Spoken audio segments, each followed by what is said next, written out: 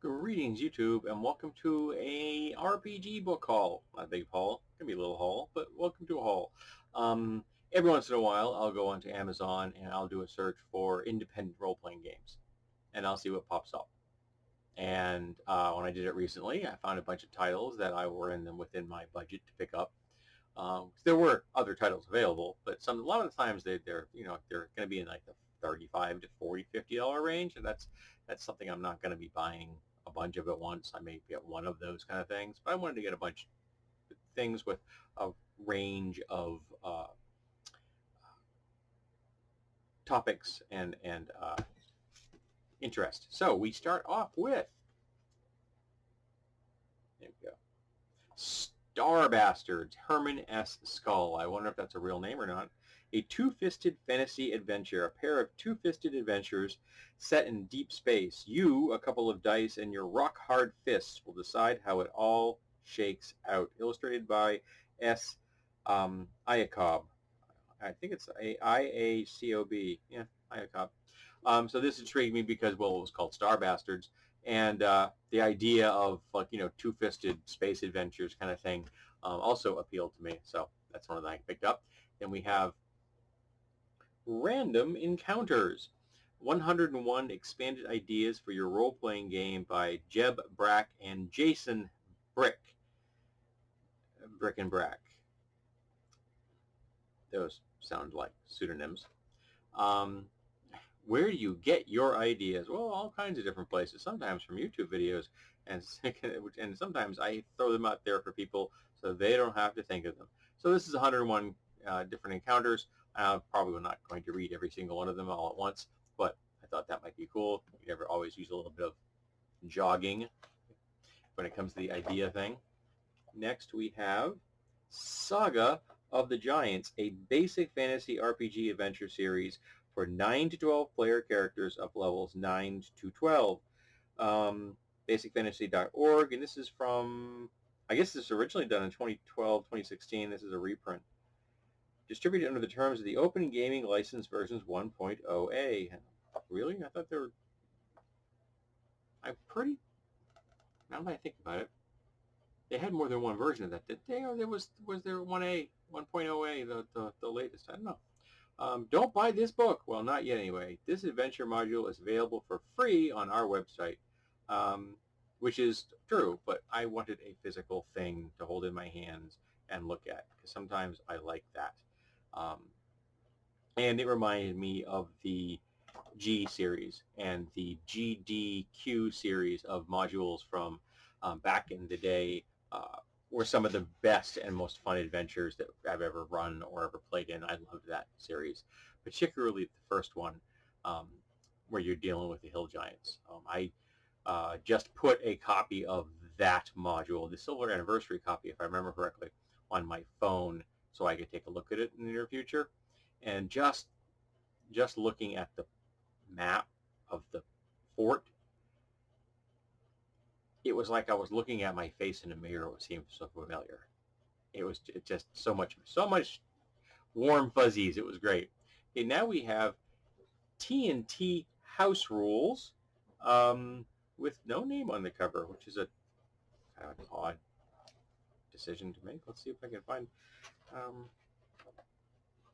Written and edited by JS. No apostrophe, no punctuation, just JS. The interior artwork is made by the artist. So, like, apparently the artwork is signed, because I'm not seeing anything on there. Wow, it just starts. 1.1, creating characters. Boom! Right out of the gate. And there you go. We got strength, dex, intelligence, luck, constitution, and charisma, wizardry, speed, and weight.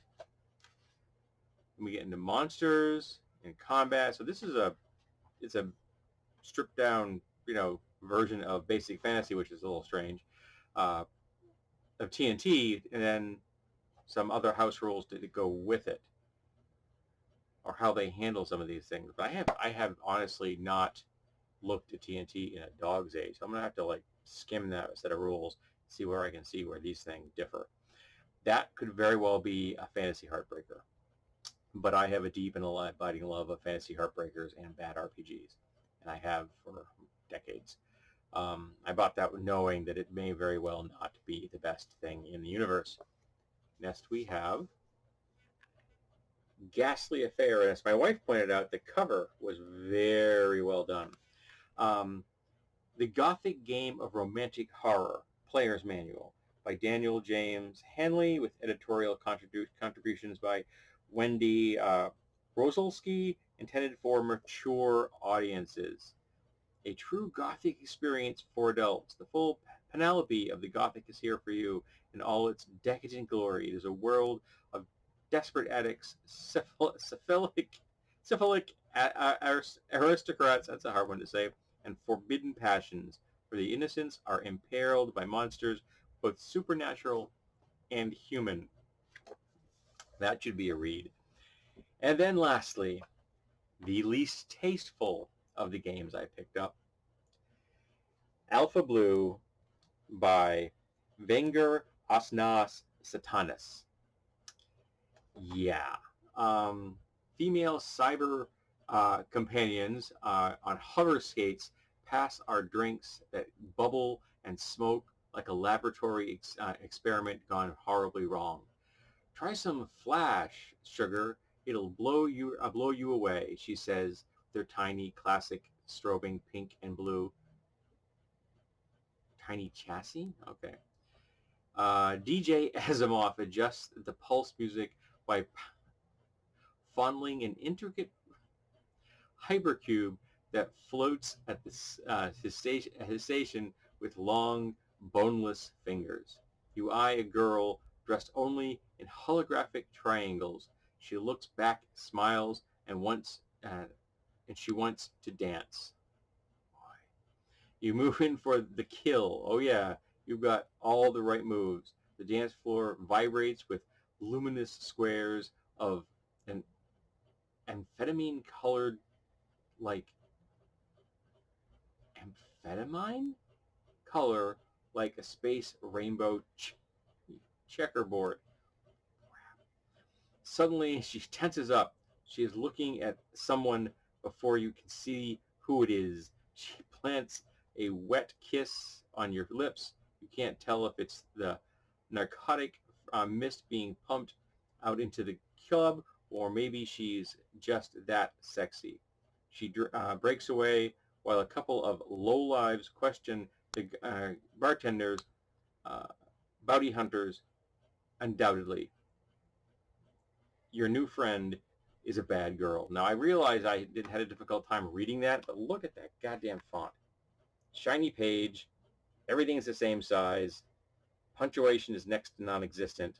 That was not an easy read. I'm hoping the rest of the book is done better than that.